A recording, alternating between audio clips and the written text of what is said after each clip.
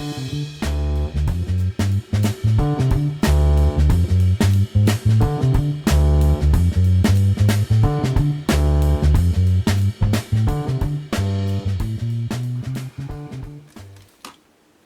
everybody and welcome to another product review video, and today we're actually doing something slightly unusual in that we're going to kind of do a double twofer.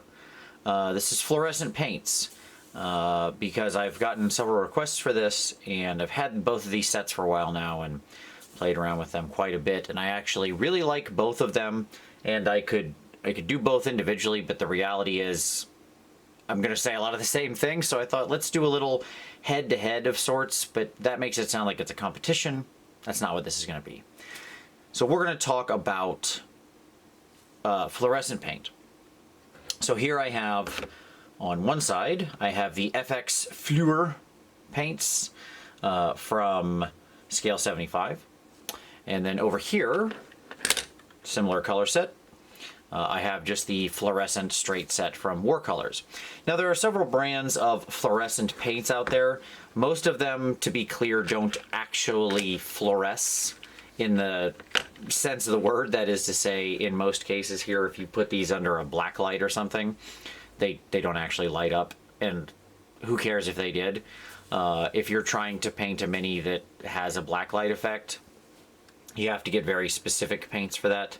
There are fluorescing paints.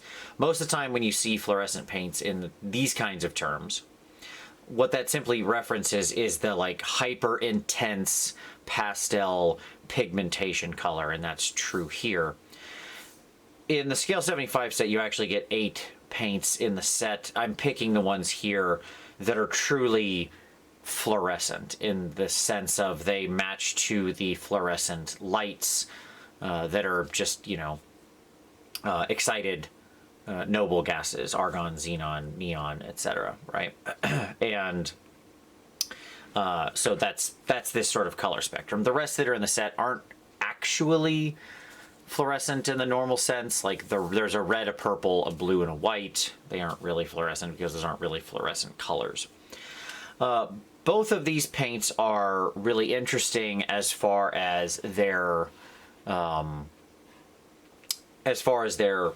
consistency, and they're a little difficult to work with. I've seen a lot of people say that when they used them, they found them to be very difficult to actually build up and get color out of.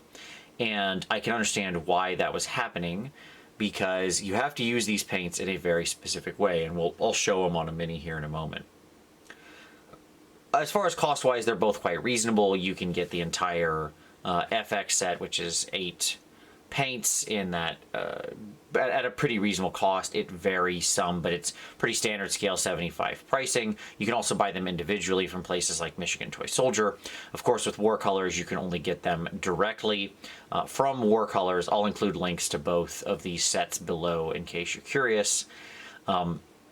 But you can order these again individually or as a set, and as with all Warcolours, they're really reasonably priced. It's really going to depend more on shipping and where you are in the world than the individual pot price, but they're priced quite reasonably. In USD, they're basically a couple bucks per per dropper bottle. The paints themselves are both really, really bright. In both cases, you get something that is a hyper intense color. As you can see from just looking at the bottles, they are really, really, really bright. If we compare this to, let's say, like a standard Vallejo pink, okay, which is generally you're getting this by mixing some kind of red with white, right? That's how you get pink. And you can see the difference there, right? Where this one is very, very pastel and almost like Easter eggy color, right? Where a lot of the intensity is drained out of this. Whereas when you look at both of these two are much more intense as far as the saturation and the intensity of the color goes. It's the same, by the way, with the yellow and the green. If we look at something like an Escorpina green, which is like a moot green or something, we generally consider to be pretty bright. But if you look at your green and yellow compared to those, I mean, again, right, they're just really intense. So that's really what you're getting is with these FX paints, is color intensity. I love to use these on things where I'm using a sort of synthwave color scheme. Things like Slanesh, these work really well for, and in fact, that's what we're going to do with them here in just a moment. Both of these being Warcolours in scale 75 use the gel medium, which if you haven't worked with the gel mediums before, that's where you see a lot of the challenges, I think, coming from. They act much like the normal paints in the range that use the gel medium. They're very thick out of the pot. They need to be painted on the miniature, which I'll show you in practice here in a moment. And you can oftentimes have some challenges if you just try to use them in a traditional layer fashion. Okay, so with that being said, let's go ahead and I'll move the yellow, green, and orange to the back, and we're going to do pinks.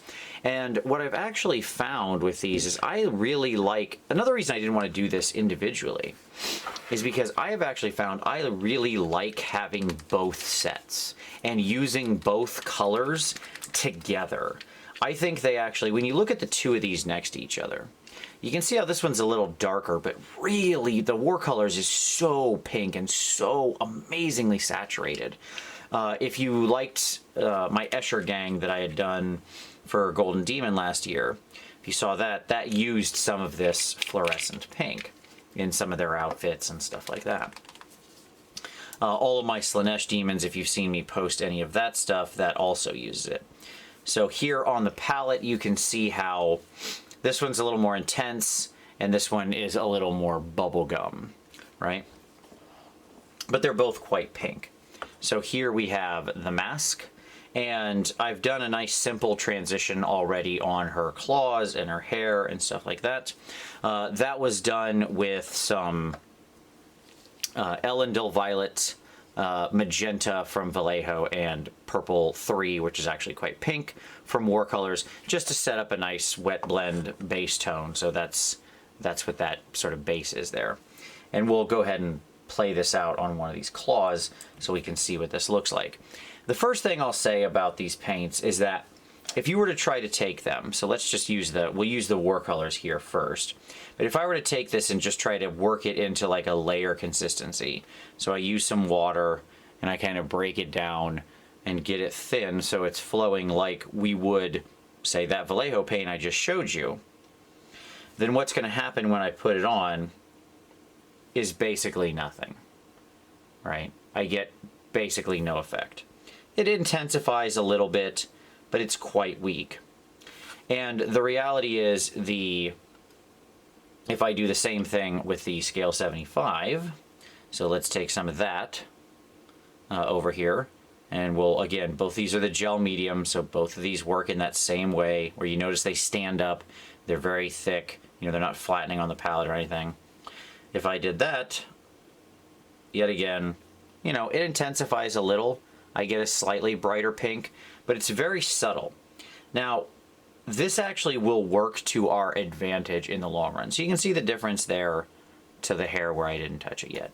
It's present, but this is actually a huge advantage that you can do this, because what this means is that you can choose how intense you want this color to be based on how you actually apply the paint. Oftentimes we think of our paint as only going on in one way. Like, I put the paint on the palette, then I thin it down, then I paint it on. That is its intensity. Maybe it's a layer, maybe it's a glaze, you know, I might play with the thinness, but we don't think about actually changing the nature of the application. Whereas if we do that here, we can have some really great effects. So what I actually like to do is, let's just take a little bit of this, and we're not going to thin it out. I'm just like, I've added no additional water. And instead, here on the end of the hair, I want to put a nice, thick glob of that paint on. Okay? And you can see how much more intense that is when I lay that on thick. Then I'll kind of wipe my brush. I've got a little paper towel over here right off camera. I'll just kind of wipe my brush a little. And then with the brush that's mostly devoid of it, then I grab the end and I just start pulling it out. And when I do that, because the gel then slowly and naturally spreads out, what I get is this very nice transition from a very intense pink out here up to the purple. I can do the same thing with the scale 75. So I can actually just put a nice little dab. I'll put a dollop even, you know, that's really the right word for it. A little dog hair, constant challenge in my life. Dog hair, so I'll put a little dollop. Like literally, that has mass, okay, on the end of the claw. And you can see it's really intense there. But again, I'll kind of wipe the edge of my brush, and then on the miniature itself, I just feather it out. And when you use these paints like this, what you actually get is this built-in wonderful transition down into the purple. And it just sort of becomes very thin and very naturally blends right in. My favorite color between these two is actually just to take a little bit of the pink from both and mix them together. I like how they look when they're together. I don't know why. I happen to really like that sort of coloration. And apply them like that, where I get that nice dollop on there to really make it nice and intense. Then just do a little wipey, and then I just draw it straight out.